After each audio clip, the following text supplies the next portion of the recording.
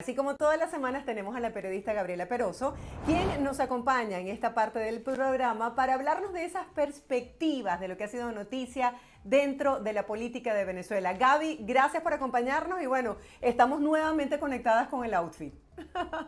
Así es, muy coloridas el día de hoy. Así es, bueno, verde esperanza. Vamos a hablar de temas que son noticias en nuestro país y hay un tema que ha generado mucha polémica que está en los principales titulares que tiene que ver con una declaración del ex asesor de seguridad nacional de la Casa Blanca durante el periodo de Donald Trump, John Bolton, quien dio unas declaraciones sobre que había ayudado a hacer golpes de Estado, pero no en Estados Unidos, sino en otros países. Y por allí hizo una acotación con respecto a Venezuela, pero luego se retractó y dijo algo así como que, bueno, yo estuve viendo lo que hicieron los opositores venezolanos y cómo fracasaron en ese intento. Es decir, abrió hablando de ese tema y luego como que reculó, como decimos en Venezuela. ¿Cómo ves tú este análisis?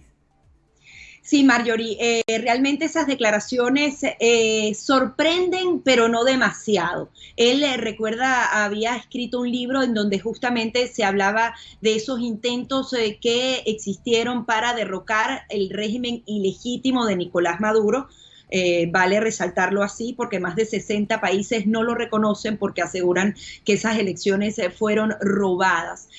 Sin embargo, que él lo diga ya tan abiertamente y además él habla de golpes de Estado fuera de Estados Unidos y cuando el periodista lo increpa y dice en dónde fueron o cómo fueron esos golpes de Estado, al único país que nombra es a Venezuela. Y entonces después dice, bueno, nosotros no estuvimos tan relacionados a eso, pero vimos todo lo que le hacía falta a la oposición para poder entonces cambiar a ese régimen dictatorial. Y yo conecto directamente esa declaración que da John Bolton con las declaraciones que daba Carrie Filipetti, que también fue una alta funcionaria dedicada 100% al tema venezolano. Incluso ella entró directamente a su cargo justamente cuando Juan Guaidó fue juramentado en el año 2019 y fue la secretaria de Estado para Cuba y Venezuela. Y ella también hace revelaciones que de alguna manera complementan lo de John Bolton y que creo que nos ayudan a entender mejor cuál era la estrategia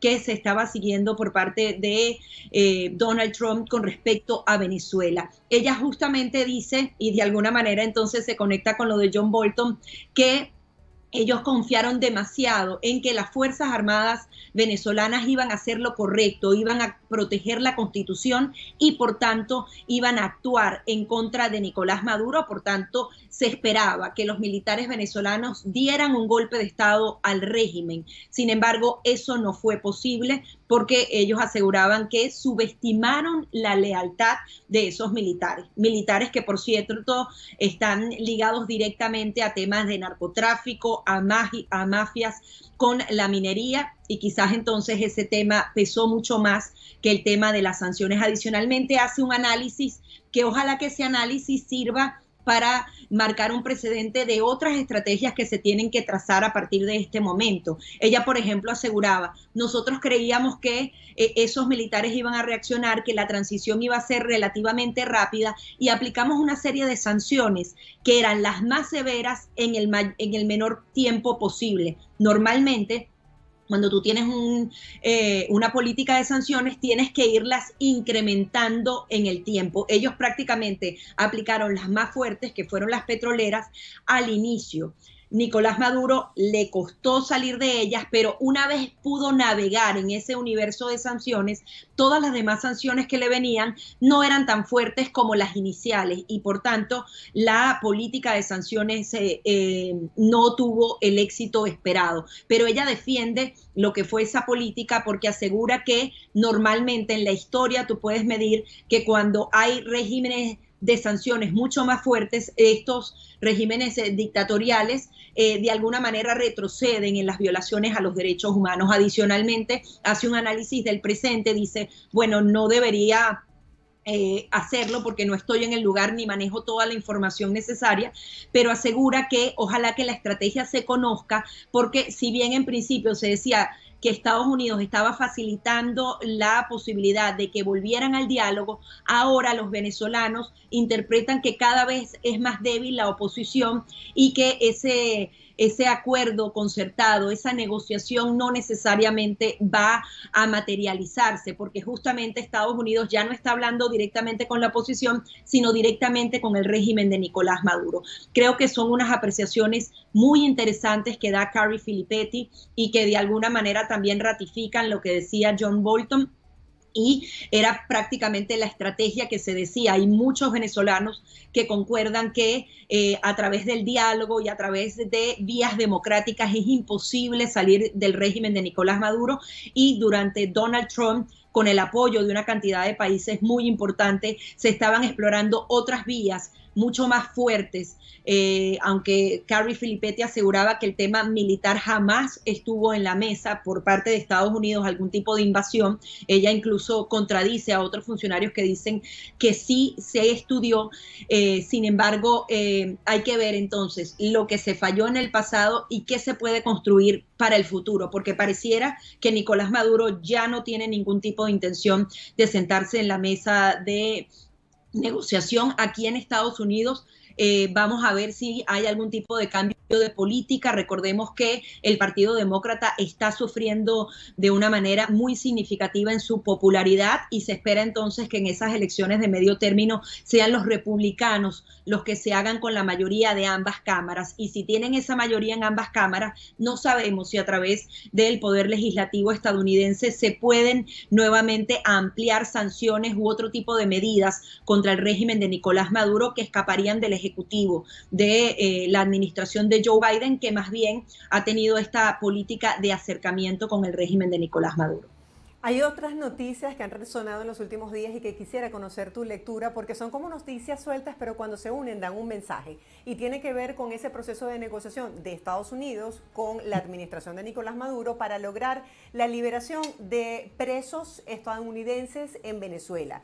Luego de la negociación con respecto a algunos ciudadanos estadounidenses que fueron liberados, salieron otras denuncias de 3 personas que ingresaron al país supuestamente de manera ilegal, que están presas. Vemos noticias de BOA donde dicen que el gobierno de Estados Unidos está en contacto con los familiares de esas personas para lograr su liberación, y muchas personas se preguntan hasta qué punto el gobierno estadounidense está dispuesto a negociar, a liberar esas sanciones o a flexibilizarlas para lograr la recuperación de estos ciudadanos. Antes de entrar en la entrevista veía una nueva actualización y decía que ya van 11 los ciudadanos estadounidenses que están presos en cárceles venezolanas. ¿Qué piensas tú sobre esto?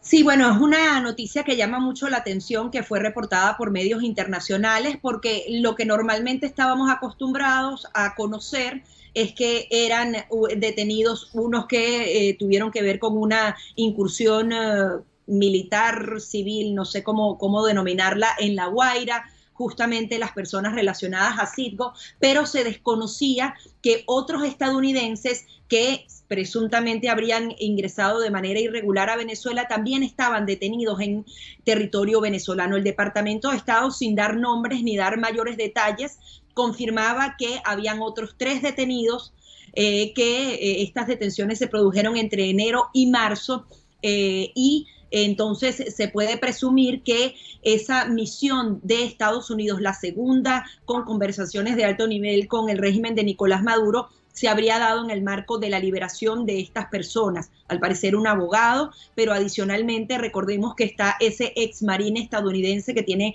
más de 2 años en prisión, que intentó suicidarse y era una de las razones primordiales de ese acercamiento. Sin embargo, el acercamiento no dio frutos, Marjorie.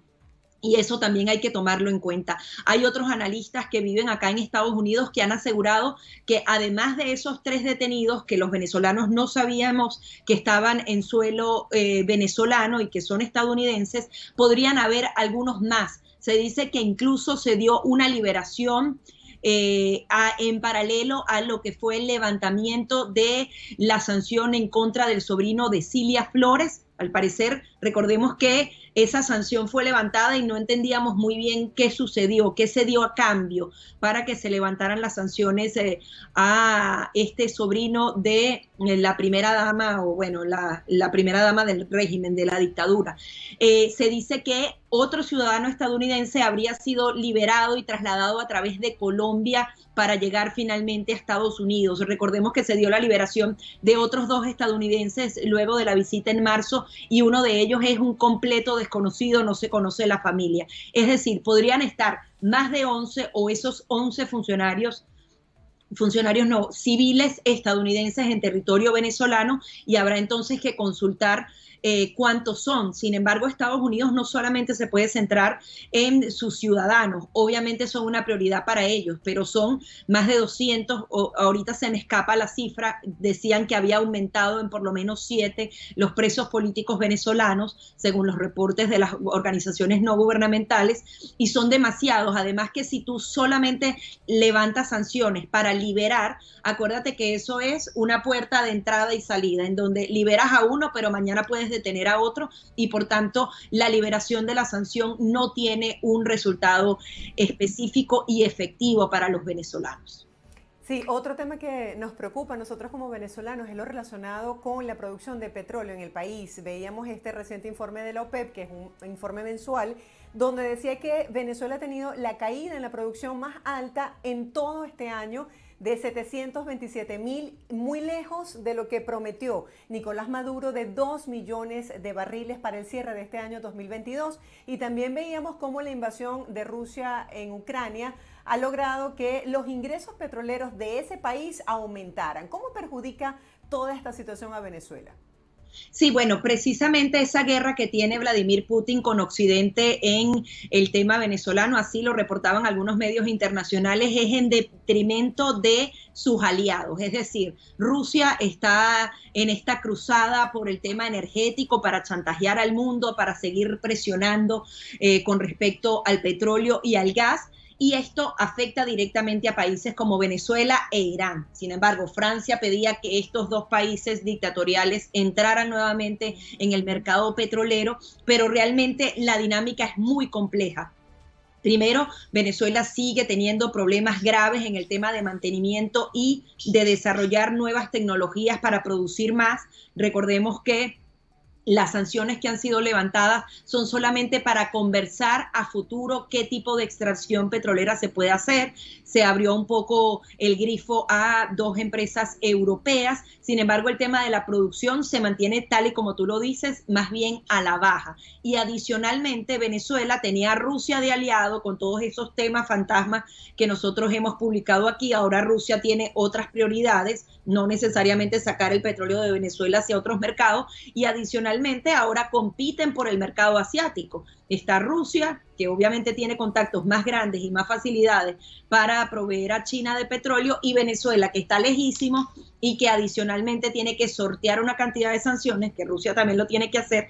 Es decir, en el mercado petrolero la situación se complica mucho a pesar de que los precios del petróleo están bastante altos. Sin embargo, hay que tener siempre muy en cuenta lo que es esa relación de Rusia con Venezuela. En materia económica en principio, empezó esa relación con Hugo Chávez y Vladimir Putin, en donde sí habían intereses económicos, donde había inversión privada rusa. Obviamente, luego de que la economía cayó, Rusia dijo, bueno, ahora mi interés con Venezuela es político, y se convirtió en ese brazo fuerte que protegía a Nicolás Maduro, por ejemplo, en el Consejo de Seguridad, para que ninguna de las resoluciones contra Venezuela pasaran, que envió militares expertos y estrategas a Venezuela para justamente poder entrenar aún más a los militares venezolanos, y adicionalmente utilizó empresas nacionales como Rosneft, que luego fueron sancionadas, para ayudar a Venezuela a evadir sanciones. Esos tiempos pasaron y Venezuela sigue muy aliado a Rusia, pero Rusia puede convertirse en un gran competidor y adicionalmente tener muchos otros problemas que sortear, que apoyar a Venezuela. Sin embargo, en este mundo que ahora nuevamente se divide en bloques, entre autocracias y democracias. Obviamente pareciera que el régimen de Nicolás Maduro sigue prefiriendo a Rusia porque Estados Unidos ha tendido los puentes para empezar entonces el diálogo y definitivamente Nicolás Maduro no parece estar interesado en abrir esas puertas. Gaby, muchas personas se preguntan qué hay detrás de estas negociaciones de la administración de Nicolás Maduro con el gobierno de Irán. Hablábamos anteriormente que se han firmado acuerdos por más de 20 años que incluyen el tema energético. Hablando en la entrevista pasada con el señor Rafael Quiroz, quien es un experto en materia de economía petrolera, nos decía que Venezuela en este momento ni siquiera cubre la producción interna, por lo tanto se ve en la obligación de importar petróleo, por lo tanto no tiene nada que dar desde el punto de vista de producción petrolera a Irán. Pero toda negociación debe ser ganar-ganar. ¿Qué pudiese haber detrás en estos acuerdos? ¿Qué llama la atención? ¿Cuál es el atractivo de Irán para hacer inversiones en Venezuela? Bueno, Irán ya tiene por lo menos 2 años justamente reparando gran parte de las plantas petroleras y que podrían transformar ese petróleo en gasolina en Venezuela. Han llevado repuestos, han llevado expertos a suelo venezolano para apoyar el reinicio del mercado petrolero venezolano. Adicionalmente, que se dio a conocer entonces este acuerdo de cooperación de más de 20 años, ahora se están hablando de que Irán va a usar 1 millón, si no me equivoco, es 1 millón de hectáreas para sembrar alimentos en Venezuela. La excusa que ponen estos funcionarios es que ellos están garantizando su seguridad alimentaria. No entiendo bien cómo productos agrícolas sembrados en Venezuela, no sé cuánta distancia habrá entre Venezuela e Irán, puedan brindar seguridad alimentaria a los iraníes. Yo creo que esos terrenos se utilizarán de una manera distinta. Estaba tratando de hacer proporcionalmente cuánto es 1 millón de hectáreas en kilómetros cuadrados y es el equivalente a 2 veces Caracas. Imagínate cuántas hectáreas entonces va a usar Irán para hacer siembras agrícolas. Es más o menos el tamaño del estado Mérida, estas de 1 millón de hectáreas, ojalá no me equivoque, fue una cuenta que acabamos de hacer hace minutos, pero en definitiva es un terreno grandísimo que supuestamente se va a utilizar hacia la siembra y no entendemos muy bien cómo van a garantizar esa seguridad alimentaria. Yo creo que hay otras intenciones allí. Adicionalmente siguen todas estas conversaciones e Irán muy activo en todo el conflicto de Rusia, que eso es lo más triste. Estados Unidos ha informado directamente que Irán le está mandando drones a Rusia y una cantidad de armamentos para seguir masacrando a los ucranianos. Entonces, nuevamente se dibuja la naturaleza de los aliados del régimen de Nicolás Maduro, una naturaleza muy oscura que tiene otro tipo de intenciones. Yo creo que aquí lo único que se trata es de nuevamente batallar contra esa figura americana de la libertad, del ejemplo para otras naciones y se busca entonces restablecer otro tipo de orden mundial. Venezuela se está aprovechando de eso, tiene entonces la protección o la defensa que hace Francia por un lado, Estados Unidos tratando de negociar con él, mientras ellos van a Rusia, van a Irán, nuevamente funcionarios de Irán van a visitar Venezuela, mientras se dan todas estas conversaciones, Vladimir Putin viaja a Irán y a Turquía para seguir estableciendo alianzas. Es una realidad muy compleja y el mundo se ha también vuelto un lugar muy complejo en donde Venezuela se está aprovechando de todas esas circunstancias para volver a ganar legitimidad, que es uno de los grandes dolores de cabeza que actualmente tiene Nicolás Maduro. Gaby, volviendo al tema de la política venezolana, vemos que Primero Justicia, por ejemplo, ha renovado a sus líderes a nivel nacional y ha hablado de establecer una mayor conexión con el pueblo. Vemos a María Corina Machado de 20 Venezuela hablando de la necesidad de reconocer que la oposición se ha equivocado y la necesidad de lavarle la cara. ¿Cómo se preparan los partidos políticos para las primarias y bajo qué contexto queda esta propuesta de elecciones libres, transparentes y justas cuando el gobierno pareciera que no está dispuesto a sentarse en una mesa de diálogo? Bueno, hasta ahora no hemos logrado absolutamente nada en eso que llamamos elecciones libres, justas en Venezuela. No se ha logrado absolutamente nada. Las garantías no están construidas. Sin embargo, la oposición, y como lo hemos venido diciendo a lo largo de semanas, tiene que organizarse, porque si bien no tienes las garantías, si adicionalmente no estás preparado, te matan doble. Obviamente los partidos políticos tienen que reconsiderarse, tienen que reagrupar, tienen que entender que la unidad es absolutamente necesaria, pero hay algunos llamados en donde dicen, ¿cómo hago unidad? Cuando hay algunos dirigentes que sí están hablando directamente con el régimen de Nicolás Maduro. Realmente el tema del dinero, de toda esa corrupción que ha permeado en los partidos políticos de oposición, golpea muy duro toda esta realidad. Entonces no sabes quién es quién realmente va de una manera limpia a esas primarias. Sin embargo, los partidos políticos tienen que organizarse y entender que hay que tener ese plan B, ese plan C, pero seguimos yendo a unas elecciones en el 2024 y si no se da la mesa de diálogo o cualquier otro tipo de presión por parte de Europa, por ejemplo, no vamos a tener esas elecciones justas. El régimen de Nicolás Maduro prácticamente a través de manera indirecta va a escoger quién será el contrincante para esas elecciones de 2024 y estando así sería el escenario perfecto para Nicolás Maduro porque podría tener más dinero en su bolsillo con el levantamiento de sanciones sin muchas garantías que ofrecer y obviamente si gana la elección y algún organismo internacional las avala, justamente tiene la legitimidad absoluta como la tuvo en el día cero y obviamente se pierden grandes pasos como por ejemplo ese tema del oro en Inglaterra que se sigue disputando, al parecer ahora va a haber una instancia superior que va a decidir con respecto a eso, antes ese oro que no va a ser utilizado, que debería quedarse guardado allí para utilizarlo en el momento correcto, podría, por ejemplo, volver a manos de Nicolás Maduro o se podrían descongelar las cuentas. Realmente se le podría facilitar muchísimo más la vida al régimen si lograran esas elecciones de 2024, cediendo algunas cosas, pero no dando verdaderas garantías para que haya una elección libre y justa. Ahora, los analistas políticos hablan de la importancia de la unidad de parte de la oposición. Hay entre 15 y 17 candidatos hasta ahora. ¿Esto no hace más difícil, más complejo el proceso de elección? Claro, pero al final tenemos unas primarias. Si obviamente se da en esas primarias, el tema es que la oposición realmente vaya junta, haga las primarias, ganó el que ganó. Yo creo que tendrían que tener un candidato adicional por si así este es apresado el que gane en las primarias, pero el tema allí es que de aquí al 2024 hay mucha agua que pueda correr, entonces ponte que la oposición hace sus primarias y elige al candidato A y tiene ahí en stand-by a un candidato B. Pero ¿qué pasa si luego viene un movimiento social y unas protestas en donde aparece otro y otro candidato, como ocurrió, por ejemplo, en Colombia con Hernández, que fue como un fenómeno que en 3 semanas subió disparado y luego estaba abrazado con Gustavo Petro? Es un poco el fenómeno de Francisco Arias Cárdenas.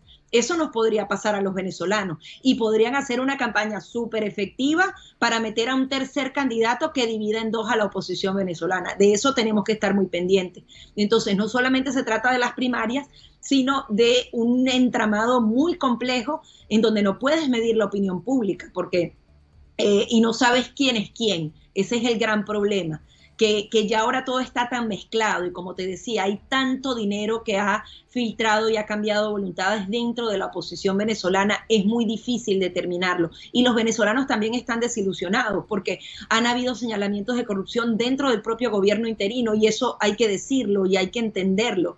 Entonces, sí, en teoría tú estabas luchando por justamente quebrar esa corrupción y todas esas anomalías y ni siquiera has llegado oficialmente al gobierno y ya hay irregularidades, eso todo le duele muchísimo a los venezolanos y todo eso ojalá lo puedan limpiar en el camino, fortalecer, que exista realmente esa unidad, que pueda justamente cohesionar a todos esos partidos políticos que tú decías para ir con fortaleza a esas primarias y luego a enfrentarnos un solo candidato a Nicolás Maduro y hacerlo con la fuerza de vida. Gracias por cerrar este segmento con este mensaje positivo. Esperemos que sean reconocidos los resultados de estas elecciones primarias y bueno, ya veremos qué pasa con el tema político en Venezuela. Gracias, Gaby, por tu tiempo y por tu perspectiva sobre estos temas que son noticias. Gracias a todos ustedes.